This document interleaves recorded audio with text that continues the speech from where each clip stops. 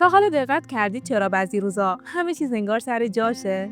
ذهنتون آرومه، انرژی دارید، حتی یه کار ساده مثل درست کردن یه فنجون قهوه هم براتون لذت بخشه. اما از اون طرف بعضی روزا انگار دنیا براتون سنگین شده.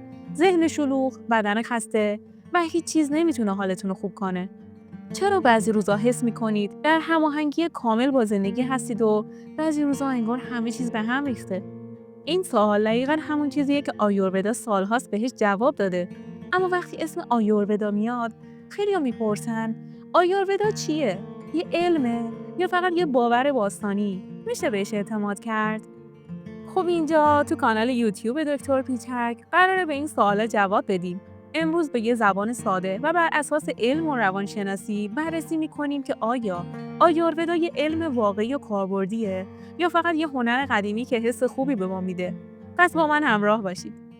برای اینکه بفهمیم آیورودا کجای زندگی ما قرار میگیره، باید اول بفهمیم وقتی از علم حرف میزنیم منظورمون چیه. علم یعنی مشاهده، آزمایش و پیدا کردن رابطه علت و معلول. به زبان ساده یعنی پیدا کردن دلیل پشت هر اتفاق. مثلا اگه حس خستگی دارید، علم مدرن میگه باید دنبال دلیلش بگردید. آیا خواب کافی داشتید؟ آیا غذاهای سنگین یا ناسالم خوردید؟ آیا استرس باعث شده که انرژیتون تحلیل بره؟ اما آیورودا یه نگاه متفاوت به همین ماجرا داره. آیورودا میگه شما فقط یه جسم نیستید. شما یه مجموعه پیچیده از جسم، ذهن، روح و احساسات هستید. اگه یکی از این بخشا از تعادل خارج بشه، کل سیستم شما به هم میریزه. به این فکر کنید که آیا وقتی استرس دارید، معدتون اذیت نمیشه؟ یا وقتی بدنتون خسته است، میتونید درست فکر کنید؟ خب این ارتباط بین ذهن و بدن همون چیزیه که آیورودا هزاران سال پیش بهش اشاره کرده و حالا علم مدرن کم کم داره اونو تایید میکنه. خیلی‌ها وقتی که اسم آیورودا رو میشنون میپرسن آیا آیورودا علمی هست یا فقط یه باور قدیمی؟ چند وقت پیش یکی از دوستانم این سوال از من پرسید و گفتم بذار یه چیزی بهت بگم.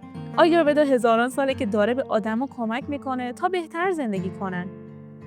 خیلی از چیزایی که آیورودا هزاران سال پیش گفته الان داره توسط تحقیقات علمی تایید میشه. پس چرا ازش استفاده نکنیم؟ یه مثال خوب از این ماجرا مفهوم پانچاکارما در آیورودا، یه روش پاکسازی عمیق بدن که هدفش بازسازی انرژی‌های بدنه. آیورودا تاکید میکنه که پانچاکارما باید با دقت و طبق اصول انجام بشه. این فقط یه رژیم سخت نیست، بلکه یه فرآیند منظم برای پاک کردن سموم از بدنه.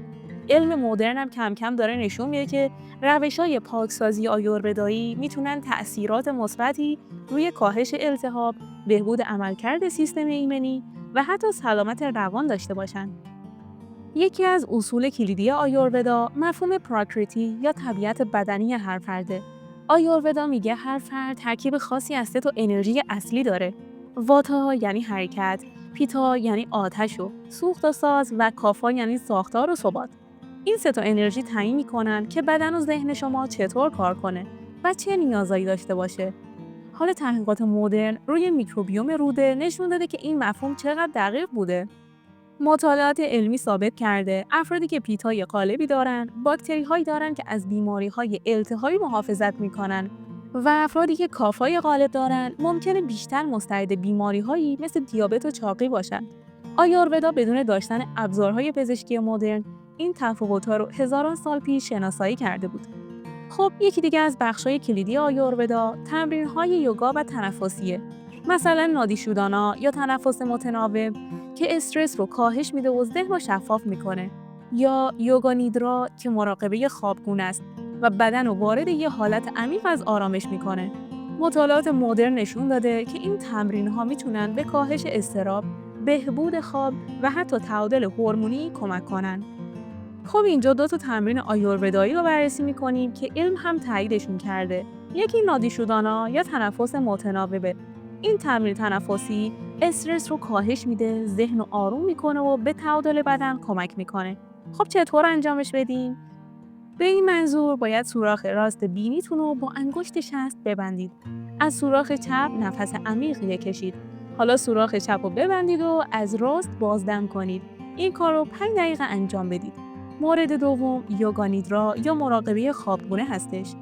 این تمرین بدن رو وارد یه حالت عمیق از آرامش میکنه و برای کاهش استرس و بهبود خواب عالیه. چطوری انجامش بدید؟ روی زمین دراز بکشید، چشماتون رو ببندید و یه فایل صوتی یوگا نیدرا گوش کنید. فقط 10 دقیقه در روز میتونه کیفیت خوابتون رو به طرز چشمگیری بهتر کنه.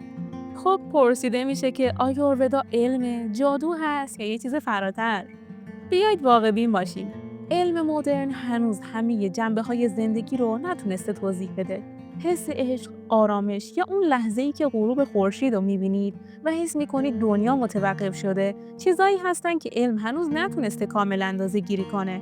آیورودا تو همین لایه‌ها کار می‌کنه و میگه زندگی ترکیب پیچیده از جسم، ذهن و روح شماست. وقتی که این سه تا هماهنگ باشن، شما حس شادی و آرامش واقعی رو تجربه می‌کنید. خب چطور میتونید آیورودا رو وارد زندگیتون کنید؟ باید بگم که بهتره هر شب 5 دقیقه یوگا نیدرا گوش کنید. روزی 5 دقیقه نادی شودانا تمرین کنید. یه دفترچه بردارید و هر روز بنویسید که چه چیزایی حالتون رو خوب کرده. این قدم‌های کوچیک کم کم بهتون کمک میکنن تا تعادل آرامش بیشتری تو زندگیتون پیدا کنید. خب آیورودا یه دانش عمیق و زنده است که به ما یاد میده چطور با بدن، ذهن و محیطمون هماهنگ باشیم. چه علم مدرن بتونه کامل توضیحش بده چه نه، این فلسفه هزاران ساله که به آدما کمک میکنه تا زندگی شادتر و سالمتری داشته باشن. ولی این تازه شروع ماجراست. ممنونم که تا اینجا با من همراه بودید و اگه این موضوع براتون جذاب بود حتما کانال رو سابسکرایب کنید و زنگوله نوتیفیکیشن رو روشن کنید تا هیچ ویدیویی رو از دست ندید. منتظر دیدگاه و تجربیات شما هستم. شما چطور تعادل و آرامش رو تو زندگیتون پیدا می‌کنید؟ تا ویدیوی بعدی مراقب خودتون باشید و یادتون نره آیورودا یه دعوت برای یکی شدن با خودتونه.